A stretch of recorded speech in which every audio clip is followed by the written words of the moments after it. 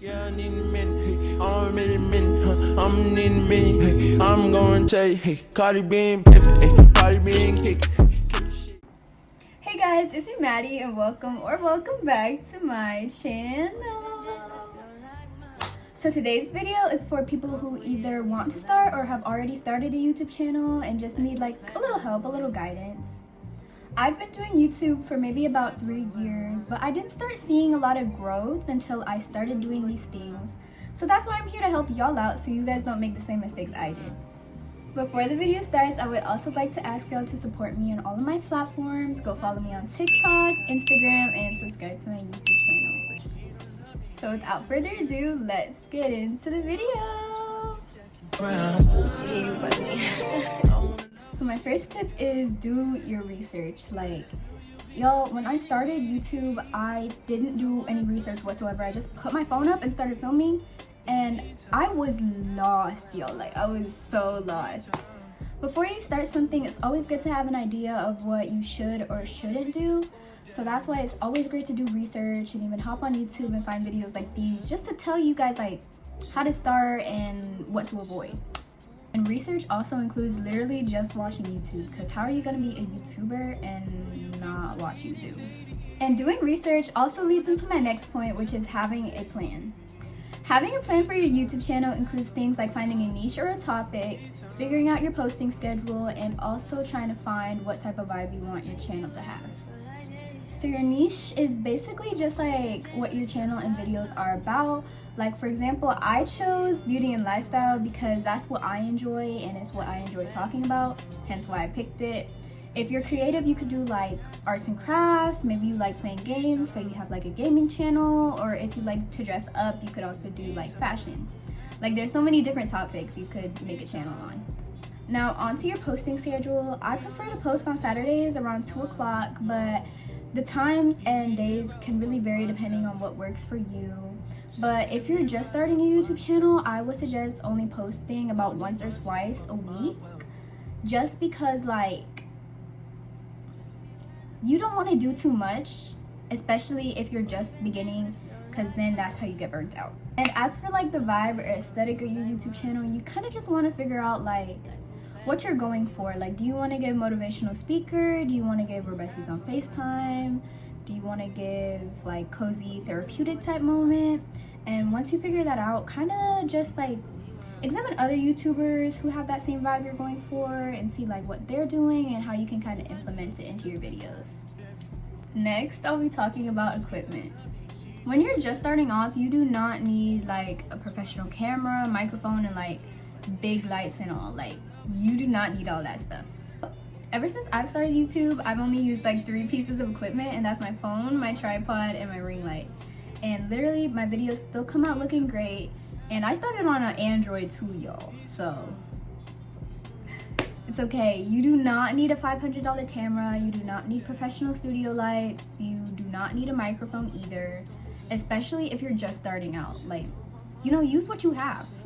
As of right now, all that really matters is just having like good basics, like a decent place to film.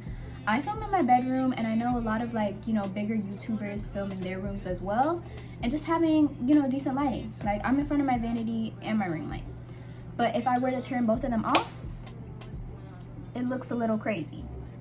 So all I'm saying is that you don't need expensive professional equipment to start off with. Like, as long as you have something that will do, use it.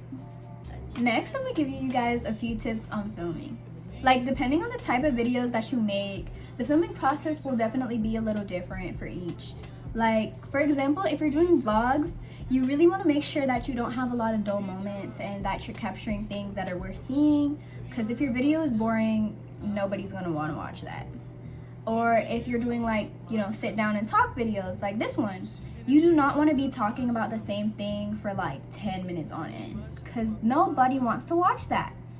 Like, make sure you're keeping your videos cute and fun and interesting while also still being yourself and not doing too much either, if that makes sense.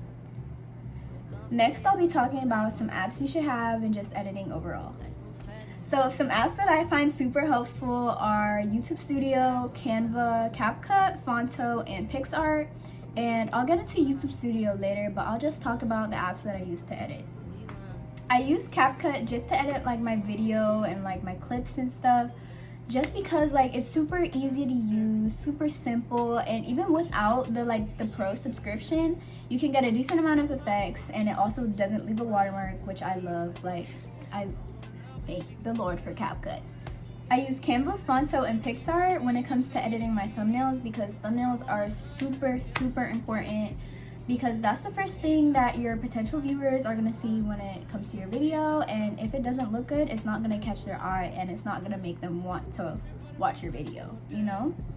Editing and thumbnails can really make or break your video, so it's always good to do your research and watch tutorials and even get like inspiration from other creators on just like ways to edit your videos and make your thumbnails, so that you can make sure that your videos are super cute. Now onto YouTube Studio. I definitely think it's one of the most helpful apps I have when it comes to my YouTube channel, because it helps me like monitor my subscriber count, my watch hours, and just other little analytics and things like that. And when you're doing YouTube, it's super important to like, you know, check your analytics and things, because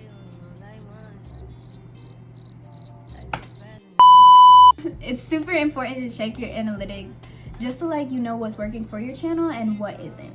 My last tip is just to be consistent and be patient, because I don't care what anybody says, YouTube is not easy, y'all. Like, I know a lot of people think it's kind of just like, you know, putting up camera and recording, but it's a lot more that goes into it, you know?